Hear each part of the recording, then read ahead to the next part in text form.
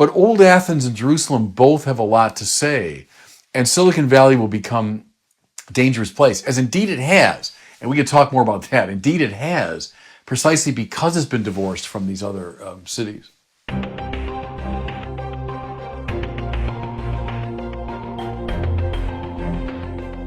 Welcome back to the Word on Fire show. I'm Brandon Vaught, the Senior Publishing Director at Word on Fire.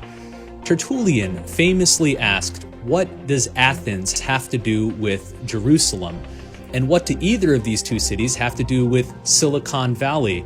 Well, that's what we'll discuss today in light of a provocative new article that recently appeared in Wired magazine. We'll go through some of the key points and ideas introduced in this piece, and we'll do it with Bishop Robert Barron. Bishop, good to be with you. Hey, Brandon. So you survived the hurricane, huh? Oh, man, yes. We barely survived. We, of course, live here in Orlando, which got hit pretty hard, not as bad as the coasts. But we had, I was telling you earlier, what's been described as a 500-year flood, like a once in every 500 years you get this much water. We had 2 feet plus of water in many places. Thankfully, we didn't get any water in our home, but lots of our neighbors did. Do you have basements in Florida? No, that's the saving grace. Is so very few people have basements, but it's the water just built up so quickly and had nowhere to drain that houses were flooded, roads were flooded, rivers overflowed. It was. I felt like Noah's Ark, and Noah. Like I live here on a farm with all these animals, so I wished I had an ark to load up all these animals and get them to safety. I read that people saw alligators like just floating by in the Orlando area. I thought of you guys. It was like down south. There were sharks in the street floating down the street. Oh my goodness! Which to me is terrifying. It's like the Sharknado. Remember that? Sharknado. Well, you and I are usually together virtually, but I had the great joy of spending some good time with you in person because our whole Word on Fire publishing team made a trip up there to Rochester, Minnesota to spend the day with you. And we thought it was delightful. I hope you did too. Loved it. Love seeing everybody. And our little tour of downtown Rochester and the Mayo Clinic. But just seeing all you guys and hearing the plans for the future, which are really exciting. Our publishing branch has done so well, and we're not slowing down. On the contrary, we have all kinds of plans for the future. And then, new journals and academic work and more popular work, even things for kids. So all that's super exciting. And it was just some of the folks on your team I had never met before. I've been out in California and we've been hiring new people all the time. And so it was great to meet everybody. Today, I wanted to talk with you about this new Wired article. I've seen lots of other people discussing it online. It was written by Luke Burgess, friend of Word on Fire. He recently appeared on your Bishop Barron Presents series discussing René Girard, scapegoating, mimetic desire. So Luke wrote the article. It's titled The 3-City Problem of Modern Life, the 3-city problem of modern life. The 3 cities he's referring to are Athens, Jerusalem, and Silicon Valley. He begins with that famous quote, which I cited earlier from Tertullian, who said, "What has Athens to do with Jerusalem?" Let's start there. What did Tertullian mean by this? Well, he meant at the time, what does rational philosophy have to do with the revelation? And he was on the side of Jerusalem as he read it, that God has spoken and has revealed his will and purpose to us. And so why are we bothering with Plato and Aristotle and Cicero and everybody else? I mean, who cares? And so once we got Jerusalem, who needs Athens? But the mainstream of our tradition has never sided with Tertullian. We've never felt that was the right way to go. In fact, you could say the Reformation represents in a way a recovery of Tertullian. When Luther refers to reason as a whore, famously, that whore reason, and has no time for Aristotle and so on. You might say it's a recovery of this, option for Jerusalem radically over Athens, when most of our tradition would side more with Augustine and Aquinas, who would have said, no, both Athens and Jerusalem, both faith and reason. So that's where that famous quote comes from. So Luke Burgess says, look, we've had this centuries long back and forth between Athens and Jerusalem, faith and reason, theology and philosophy, science and faith, however you want to depict it. But he says today there is a third city affecting the other two, namely Silicon Valley. I'm going to quote a couple sentences from his article. He says, this third city is not governed primarily by reason. And then parenthetically, he adds, it is practically the mark of a great entrepreneur in Silicon Valley to not be reasonable, nor, he says, is it governed by the things of the soul. The dominant belief in Silicon Valley seems to be a form of materialism. It is a place, rather, governed by the creation of value. And a large component of value is utility, whether something is useful or at least perceived as good or beneficial. He then quotes Shane Parrish, who is a Silicon Valley investor and podcast host, who says, the real test of an idea isn't whether it's true, but whether it's useful. In other words, utility trumps truth or reason. What's your initial impression about that proposal? Well, there's a complex set of issues there, Brandon, because if you talk about utility, usefulness, you always have to ask, well, useful to what end? Useful to what purpose? There's got to be at least implicitly some sense of the true or the good if you're going to speak about the useful. But I do take his point that for someone, let's say, in the world of, the Facebook world and Silicon Valley communications, questions of like philosophical truth, is that the right idea? Or questions of moral rectitude, is that the right thing to do? Seem to be much less important than, am I successfully, propagating my product? Am I successfully attracting advertisers? Am I getting clicks and attention? Those seem to be the primary motivators. And if I can get a lot of clicks and attention from something which is patently false, well, all right, fair enough. If I can get lots of clicks and attention and subscribers and advertisers from something that's morally questionable, well, all right, all's fair in love and war. So I think that's what he's putting his finger on, is that problem. And it's driven, I would say, by economics, finally. What's driving advertisers to my site? What's giving me clicks, which in turn will increase my income, et cetera? If I'm dominated by that, by money, well, then the true and the good fall to the side pretty quickly. Now, that's an old problem in human life. It's just being given a new expression now. Luke Burgess notes that humanity is at a crossroads. He says, we are trying to reconcile various needs for rationality, for worship, for productivity, and the tension of this pursuit shows up in the things we create.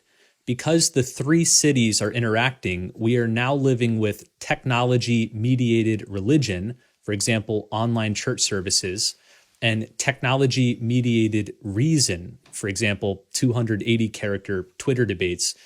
I think what he's driving at is we're trying to maximize the use of technology toward certain ends. So when we apply it to religion, it's let's try to get our message, our sermon to as many people as possible, even if they're at home. Or when it comes to Twitter, let's try to interact with as many people and as many ideas as possible. But it seems to be getting back to that question of, but is that good? What would Athens and Jerusalem have to say about technology-driven churches or Twitter? Yeah, as long as they're used as tools. So the technology available to us today is a sophisticated tool, just as the printing press was at the time a very sophisticated tool, just as the parchment and Roman roads that Paul used were sophisticated tools in his time. Fine. As long as they're being used for a higher purpose and with conscious intent, fine, use them. But what happens, it's the whole Frankenstein's monster thing, is when the tool takes over. And that now we get into the whole AI debate and all that, but when the very tools that we've developed, as it were, turn on us, or they become our dominant concern, and we start bracketing epistemic questions and moral questions, now we've got a very serious problem. And that's why, to use Burgess's language, that Silicon Valley and Athens and Jerusalem have to be not only in conversation, but I think clearly Silicon Valley has to be subordinate to both Athens and Jerusalem. If they stand for the intellectual and the spiritual, they have to contain the means that are used to propagate them. If it turns the other way around, now we've got a serious problem. If we bracket the true, the good, the spiritual in order to allow this, tool to come to full expression, well, then we've just lost our way. I think that's the real danger he's putting his finger on. At one point in his article, he offers this interesting thought experiment. He says, if the Enlightenment champion Steven Pinker, a resident of Athens, if you will, pure reason, enlightenment, if Steven Pinker walked into a bar with a Trappist monk who might be representative of Jerusalem, and the two of them met Elon Musk, the champion of Silicon Valley, with the goal of solving a particular problem, would Steven Pinker, the Trappist monk, and Elon Musk ever arrive at a consensus? What do you think? My suspicion is no, and I go back to my Alistair McIntyre, reading that we've lost a common vocabulary, a common moral vocabulary. Would those three people share the same ends? See, if people share the same ends, morally speaking, they can deliberate about means. So what's the best way for us to accomplish whatever this moral purpose is? Or if there's a consensus around the nature of the true, then we can debate and we can argue about, means to that end. But it's our friend Chesterton, men today have lost their way. Well, so what? Men have always lost their way. The difference is today they've lost their address. And in other words, they used to at least know where they were supposed to be going. So we've always lost our way on the path home, but at least we knew where home was.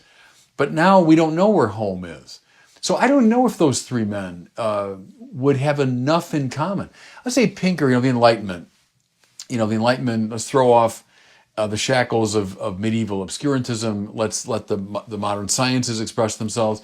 And then politically, let's allow for ever greater freedom. Those are two great ideals of the Enlightenment.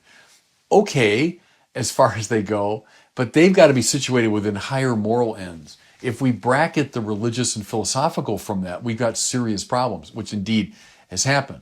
Elon Musk, I don't know. What's his goal seems to be, the expansion of technology. So we got smarter and smarter cars and, driverless cars. Eventually we get rocket ships that will go even to Mars and colonize.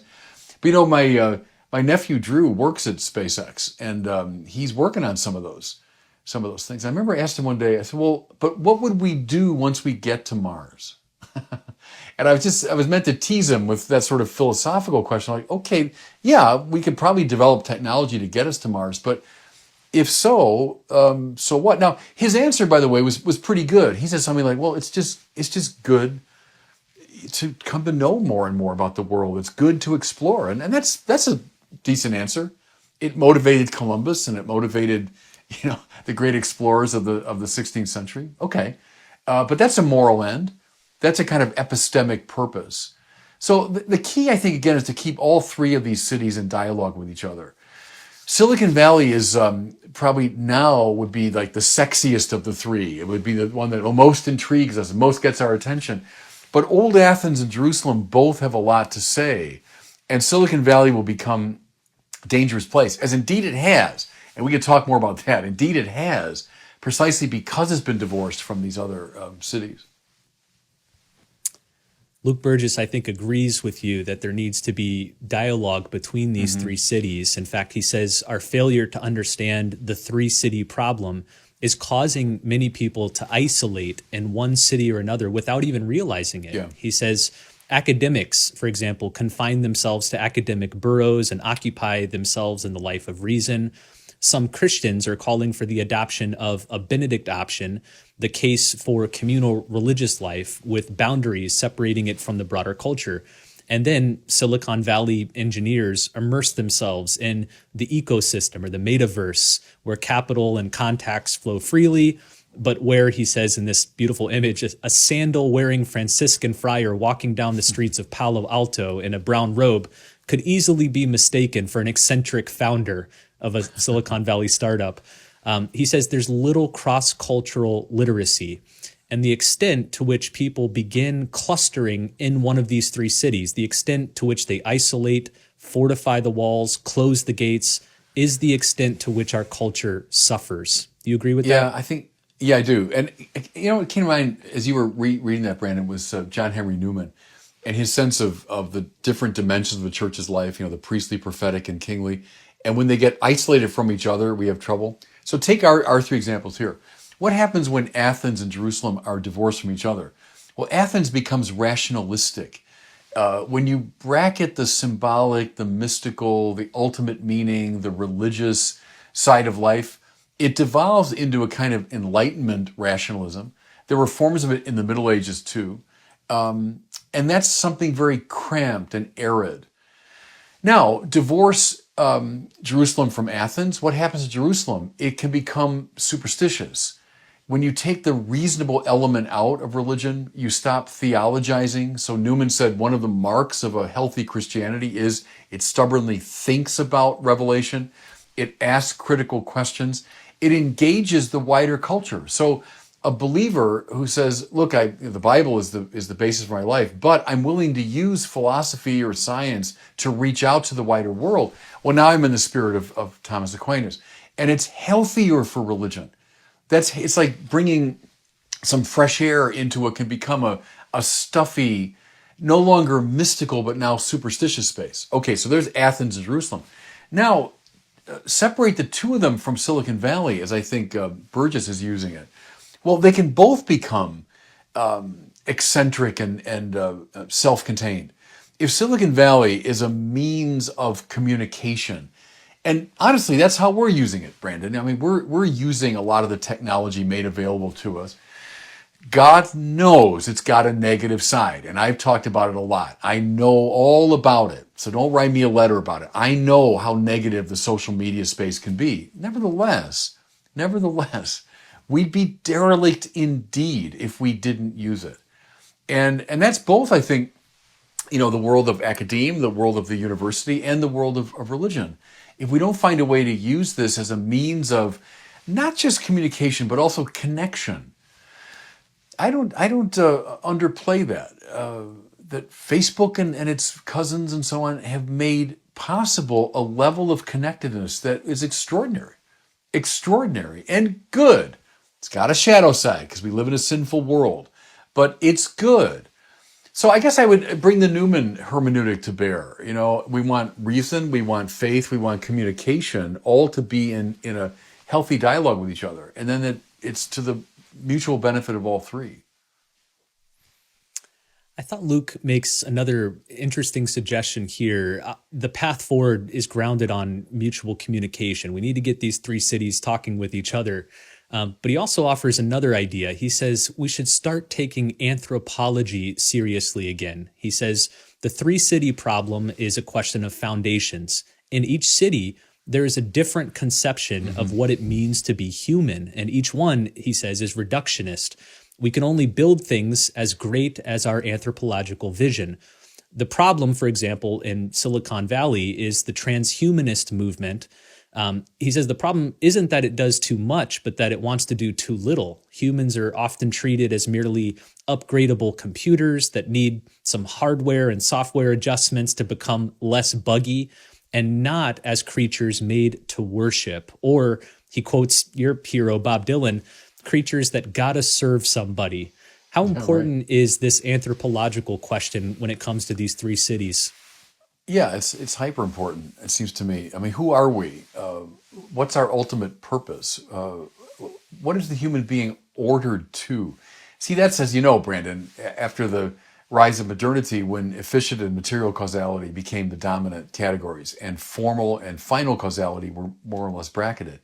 But for Aristotle and the great tradition going right up to the modern period, the most important of the four causes were the formal and the final. So what is the basic structure of something? Think of, in our moral debates today, how that question is completely bracketed. Who am I as a human being? And therefore, following from those formal considerations, what's my purpose? What's the purpose of my life as a whole? What's the purpose of my intellectual life? What's the purpose of my affective life? What's the purpose of my sexual life? What's the purpose of my body? Well, I mean, bracket all that. I mean, that's the contemporary voice. Bracket all of that. That's just up to the individual to decide. But see, gosh, the great tradition up till very recent times thought those were the most important questions. And in Burgess's language, that's called anthropology. That's called philosophical or theological anthropology. Who are we? What are we built for? What's our purpose? If we don't know that, then you don't know how to live your life. And if you say, oh, make it up, that's like saying that a bunch of kids go out in a baseball field and just make up a game. They'll devolve. I mean, you're a father of 8 kids. What will happen if you told your kids, go out in the baseball field and just make up any game you want? It'll devolve into bickering in about 45 seconds, right? Rather, the joy is, no, here, let me tell you about baseball. Let me explain this game to you, which is marvelous and has been developed over decades and decades, and has great stars who exemplify it at the highest levels. And let me show you how to play it. And then you find your own way to play it. That's true. You can play it in your own unique manner, but you're playing baseball. You're not playing something that you're making up. So in a similar way with human life, hey, I just make it up. I'm going to make it all up from scratch. Well, I mean, bore me to death with that. And what happens? We'll start bickering with each other because your vision and mine will be so totally different. There'll be no cooperation. But if we say, no, together, we're all about the project of being truly human. And you, Brandon, will live it in a unique way, which is beautiful, So I'm not saying we become automatons. We become like, the people in Maoist China, all look and move and act exactly the same way. No, not that. But you enter creatively into the objective demand of human life. So that's anthropology, quite rightly construed. And when that's bracketed, the very troubles we see today follow like night follows day. Here's how Luke Burgess closes his article. He says, if we don't feel whole, or if we find technology leaving us wanting, it is because we have sold ourselves short. But there is a broader and fuller vision of humanity that we can recover. The most important innovations of the coming decades will happen at the intersection of these 3 cities, and they will be created by the people who live there. Yeah, fair enough. I think that's right. Willy-nilly, we live in the 3 cities. It's not as though I can declare myself independent of these 3 things, because Athens today would probably stand for scientific reason. In Tertullian's time, it was philosophical reason, but probably science today would be Athens. Well, look, I can't bracket science and pretend it's not there. Religion is, as I've argued for years, is a fundamental dynamic of human life. It's Paul Tillich called it ultimate concern. I can't escape that. Everyone has ultimate concern. And then say what you want about Silicon Valley. We can't escape it. It's like King Canute and the waves. I mean, you couldn't possibly say I'm just going to abstract my life from all that. You can't. You got to find the best way to engage it. And I'd say engage it as a tool of communication and community, governed by a coherent anthropology and by reason and by faith. And if you do that, I think you can live happily in these 3 cities.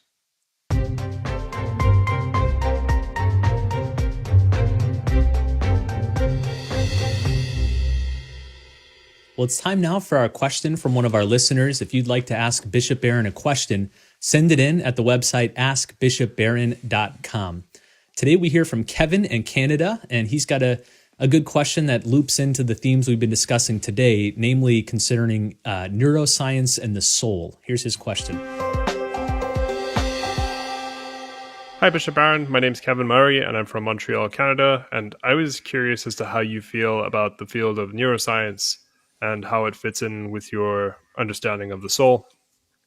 The church tends to teach that consciousness arises both from material and immaterial, whereas neuroscience really just tends to stick to the material.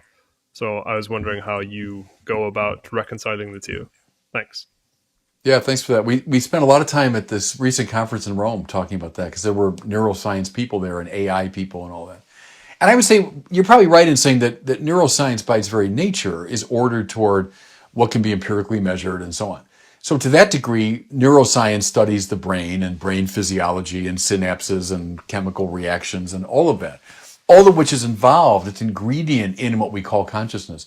The church would say, and not just the church, but I'd say the philosophical tradition classically would say there's a dimension to consciousness that can't be reduced to merely physical processes. And the reason is the mind's capacity at the highest levels to engage in real abstract cognition.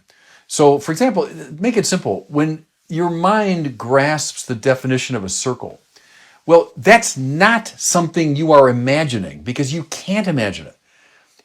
I can't create a true circle in the real world. It'll always be imperfect, right? I now have an image in my mind of a circular object. That's not a circle. That's a image that's suggestive of this thing, though, that I truly understand. When I understand the nature of a circle, everything equally distant from a central point, etc. But I can't imagine that. Or take the number 7. Have the number 7. Now 7 plus 3 equals 10. Have that in your mind. Well, I can look at 7 things here on the table and 3 things there, and I can bring them together. Oh, like there are 10 things. Or I can imagine 7 things and 3 things, and okay, no, there's 10 of them. But that's not what I'm talking about. When I say I understand that 7 plus 3 equals 10, that's a sheer abstraction. Numbers aren't physical. They're not. They're spiritual, if you want. I'll use David Tracy's language. They're invisible. They belong to the invisible realm. I think one of the great ironies is that the very thing that drives people often toward a materialism, namely the sciences, are in fact invaded at every turn by the invisible. Because you can't do science today. You couldn't do it really from Newton on without high-level mathematics, right? Especially postmodern science. You can't do it without high-level mathematical abstraction. Well, that means the invisible is inescapably ingredient in science itself. And so don't follow the false logic that says, oh, the natural sciences lead me toward a naturalism. In fact, they don't. In fact, the deeper you go into them, the more you see the prominence of the invisible. Now, this is the last step. The objectively invisible, like numbers and pure forms and mathematical equations, etc., can only be grasped by a mind that shares their nature, right? If you say the mind is just synapses and just physical reactions and just cells and so on, then it can't entertain these pure invisibilities. And that's the argument classically for the immateriality of the mind. That, to my mind, is completely untouched by any of the findings of contemporary neuroscience, which are fine and interesting and all that. But you can't talk about, let's say, a robot or a pure AI invention being capable of this sort of self-conscious and reflective cognitive perception of invisibilities. And that's why you need to talk about the immateriality of the soul. Well, a new year is right around the corner, and I'm not talking about 2023. I'm talking about the new liturgical year, which begins on the first Sunday of Advent, November 27th. And if you're looking for something to help you in this upcoming liturgical year, we have a great new book from Peter Kreeft titled Food for the Soul, Reflections on the Mass Readings for Cycle A. Last year, we released a volume in this series that took us through the previous liturgical year. This is the sequel. This includes readings and reflections from Peter Kreeft, who has been described as a modern G.K. Chesterton or C.S. Lewis. His trademark blend of gentle wit and wisdom is visible on every page. So check it out. It's a great way to stay in touch with the readings from Mass for each Sunday and the major feasts and solemnities. You can find more at the website wordonfire.org/food, wordonfire.org/food, and I'll include a link to that in the show notes. Well, thanks so much for listening and watching, and we'll see you next time on the Word on Fire show.